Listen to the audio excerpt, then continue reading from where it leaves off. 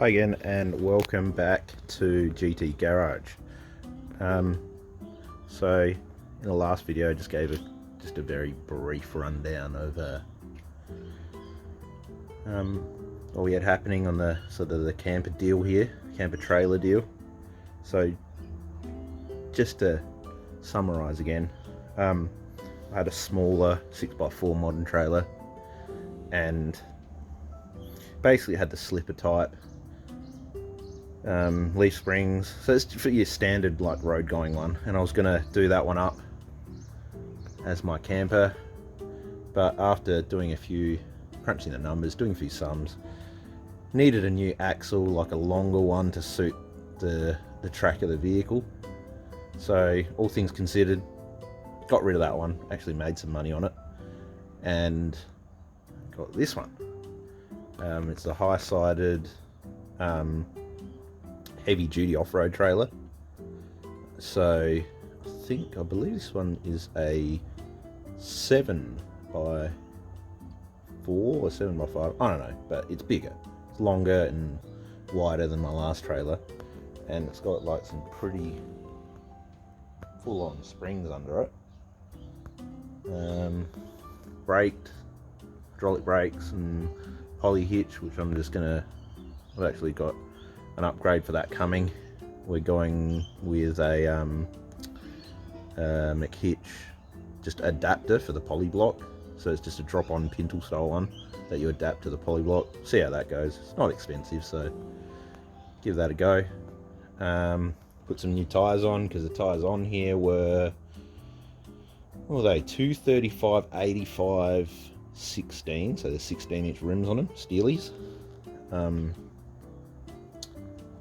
It's gonna go 17s to match the vehicle, but you know, kind of the deal is, well, it's got rims on it, and this is a spare. I mean, a bit corroded, but I'll paint that one up as well. Painted the ones on here in satin black. Look nice.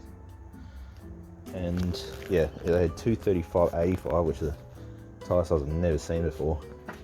And the tyre guy that I go to said, "Oh, that's like a troopy size for a troopy's four-wheel drive." So I mean, again, my options there were to go for a 235/85 again, which is like a weird size, or go the 285/70, which is what's on the vehicle, 17s. So I'd have to get close to it, which would be a 285/75 on a 16 rim. And we put them next to the trailer, and I'm like, they are gigantic, and you know, I think, in my opinion, it's just going to give it more weight.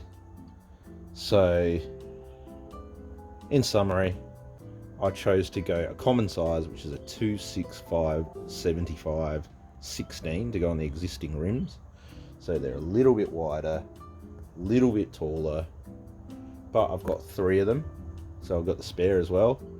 And I mean, they're a nice chunky size. They're not going to just add extra weight. I didn't really want to run muddies, because I'm not running muddies on the vehicle. They're like a hybrid rugged terrain. So I just put like an aggressive all-terrain on here. So yeah, it's a smaller size, but they still look pretty nice.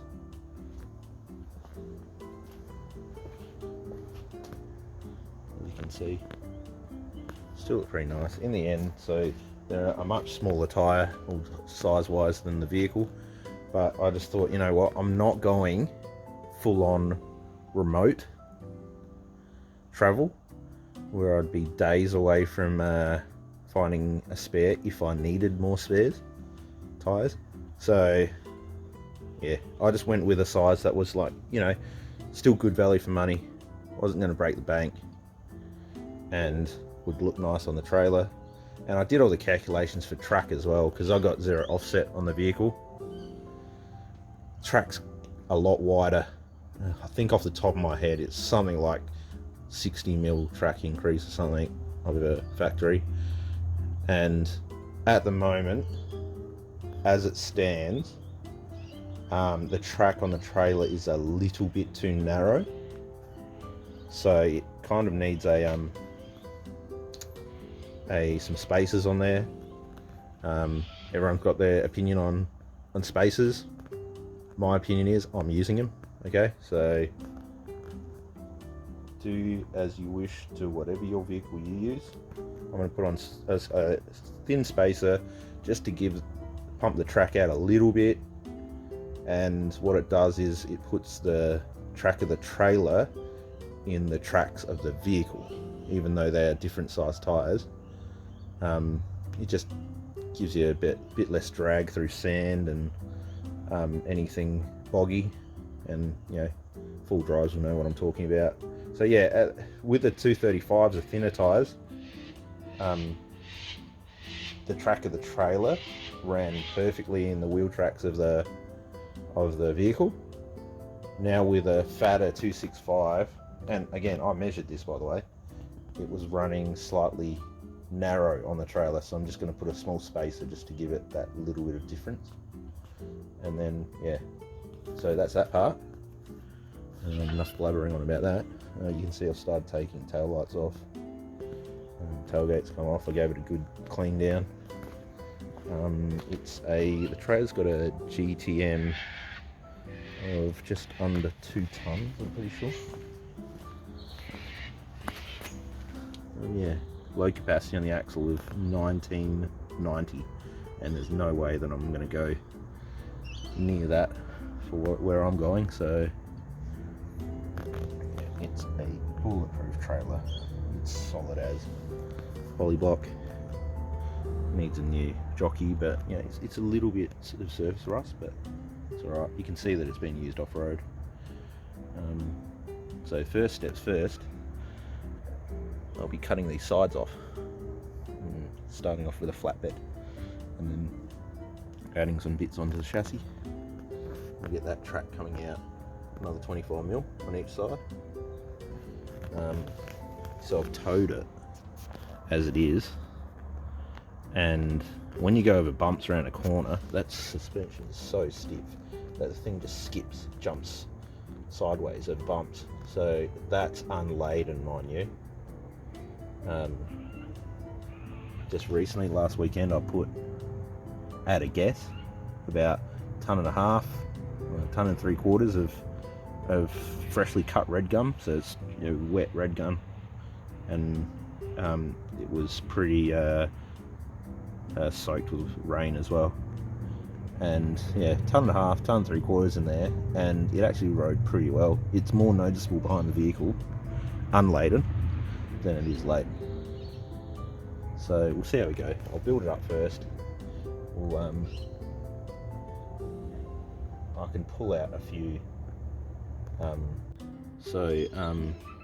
Yeah, I'm 100 kilos and I can jump on the back of that, and it hardly moves the suspension. So I mean, we'll see how we go. I'm aiming for a total weight when I'm done at in the region of about 500 kilos, just a bit less once we're all done. Using aluminium aluminium composite for the walls, and a bit of steel tubing for the framework. But yeah, see how we go. Just starting to do a bit on this. Any questions, just throw it into the comment section. Okay. If you're interested in the stuff that I do, subscribe, like the videos.